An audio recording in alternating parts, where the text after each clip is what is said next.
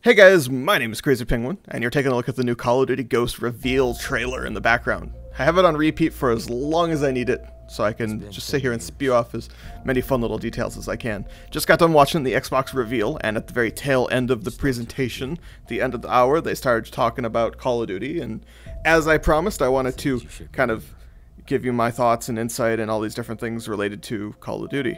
There were no other FPSs shown today, but you can highly expect some more gaming content, some more content of other games for the 360 come E3 in a couple of weeks, and we'll have people down there and asking questions and grabbing interviews, and we'll be able to cover all that for you. So just hold tight a little bit longer. So this video is just going to be strictly Call of Duty because they showed a lot and they announced a lot. There was about 11 minutes worth of presentation related to Call of Duty. They showed behind the scenes in the making of. They talked about the graphical differences between Modern Warfare 3 and Call of Duty Ghosts, the two, the latest title from Infinity Ward and their current one. And then they also showed the trailer at the very end. And oh my goodness, there's a lot to talk about. First up, brand new engine. The guys over at Infinity Ward, they took what they were working with before, they either modified it enough to call it brand new, or they started from the ground up, or whatever it is they did.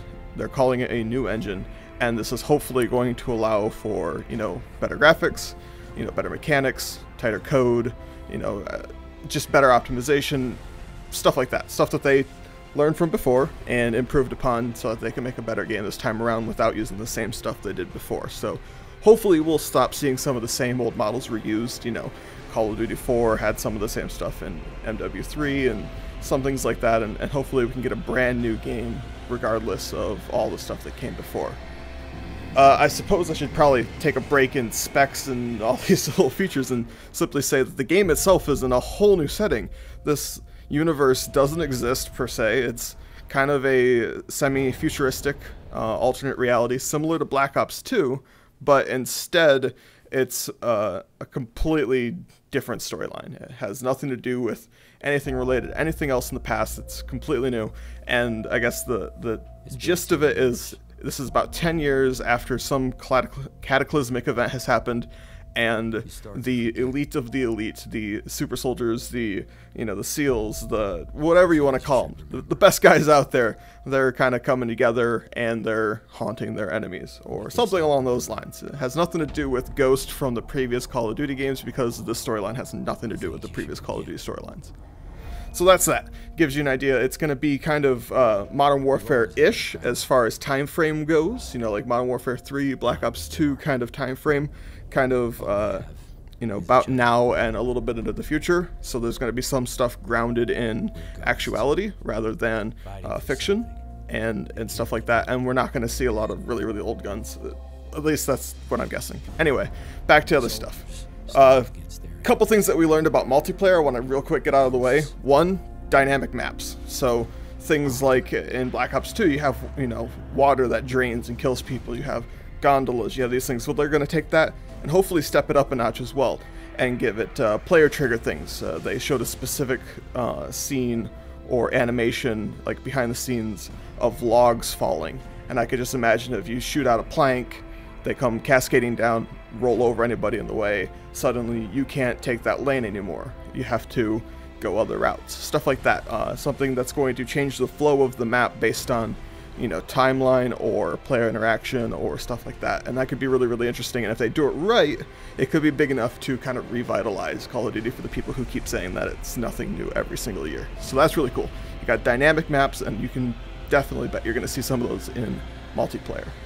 After that, we have player customization. This is kind of hits home for multiplayer as well. First thing comes to mind, TF2. Oh, I gotta change my helmet, and this one needs goggles, and whatever.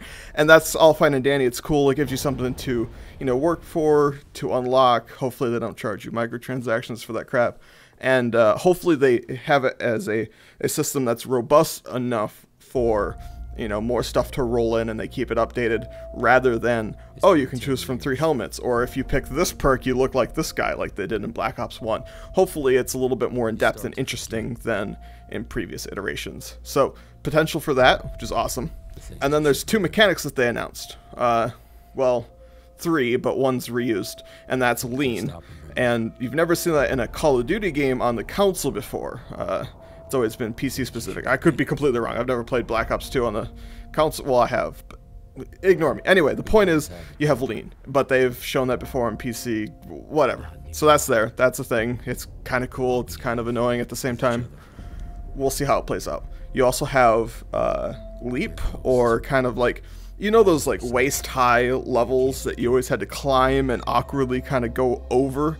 Well, now they're just going to allow you to keep your full momentum and just leap over them. Kind of, you know, touch a hand down, volley over it, or whatever you want to call it, and keep going. And that's actually something that I kind of dislike, because it, well, depending on how the maps are laid out, of course, this can all change, but generally I feel like Call of Duty is a slightly faster paced game than it needs to be, and that alone, or not that alone, but that kind of aids in the, I guess, fast-pacedness of it, and I'm not sure how well it's going to play out. Interesting idea, don't mind the mechanic, but I'm waiting to see how it fits with map design and player mentalities, and how easy it is, and if it's automatic, if you have to hit a button, you know, do you just run into a wall if you screw up? I have no idea. So that's one thing.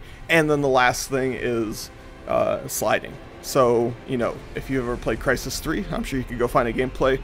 You, instead of, you know, dive to prone in Black Ops 2, and now you have sliding. And it's been tested and proven. I've played it in different games. I don't mind that mechanic. It's actually kind of cool.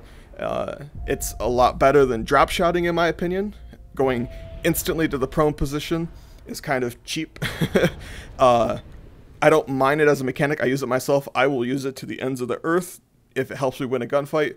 But mechanically and, you know, even feasibly, like, watching a person just teleport to the ground seems kind of stupid to me. It'd make more sense if they slid, and, you know, you could use it going down slopes, and it could create some interesting gameplay, and it's just something different, a new mechanic to kind of wrap your head around. So that's basically everything related to multiplayer. You have dynamic maps, you have player customization, you have lean, vault, and dive, or skid, or whatever the heck you want to call it. And so that's that. Outside of those things, you're also going to see upgraded visuals. They improved shadows and lighting and all kinds of crazy stuff that comes with the new engine. That's all bueno. That's all awesome in my mind. Kudos to them. Hopefully it looks great. I've done a side-by-side comparison of Modern Warfare 3 and Call of Duty Ghosts. They did this themselves, but they didn't actually show it side by side, surprisingly. So I did that for them. Videos on the channel if you want to check it out. Link in the description if it's still there. I don't know if they'll take it down or not. After that, you have highly detailed models. You have, and I hate saying this, but you have a dog in the campaign, which I'm all for it. Cool, whatever. But I mean, now all that people are going to talk about, like with Black Ops 2 and the horses in the trailer. Oh my goodness, horses in a futuristic game. Well, you got a dog. He's going to be a companion. Have him in squads, whatnot. I don't know if he'll have any effect on multiplayer.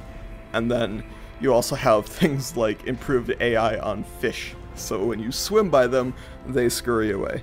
And like, look, this is nothing revolutionary. It's just those little details. It's the little things like, when you're playing a game, it can ruin immersion, and when a fish runs right into your face and comes out your butt like he wasn't even there and he's flat. You know, it's just little things. If they could do little details like that throughout the entire game, I think that's really cool. It could really help. It could make this a really great game. So, all in all, I have my hopes up. I have seen a lot from this reveal, and I've learned a lot, and I have plenty more to talk about. I'll probably write an article about it. I'll probably do more videos. I might break it down into individual things, but that's the gist of the entire reveal. If you didn't get a chance to see it, or if you want to hear my thoughts on it, there's a lot of really cool stuff happening in this, and I think it's enough, if they do it right, to, you know, really turn this into a really, really great, you know, game again. It's been kind of dwindling, if we're being honest with ourselves. Sure, it sells a whole bunch, but, you know, every year people keep saying, oh, it's the same thing, blah, blah, blah, blah, blah. Well, this has the potential to change that, and hopefully it does, and we can all love this game again and make Call of Duty. I'm sorry. Anyway, that's the entire reveal, guys. Hopefully you enjoyed the background footage, and you've gleaned the things that you want to glean, and you haven't seen it too many times by now. But, yeah, so leave a like on the video. I'd very much appreciate it. And leave a comment down below. What are you hoping to find, you know, in this new game? What are some of the things that you want to see in the game that would make it great for you, and some of the things that you don't want to return? Me personally, keep death streaks out of it. No thank you. The worst thing ever in any Call of Duty, period, in any game ever, period. And unless they improve upon it, which I don't see how you could, bring back the pick 10 system for create a class. Those two things, I'll be happy.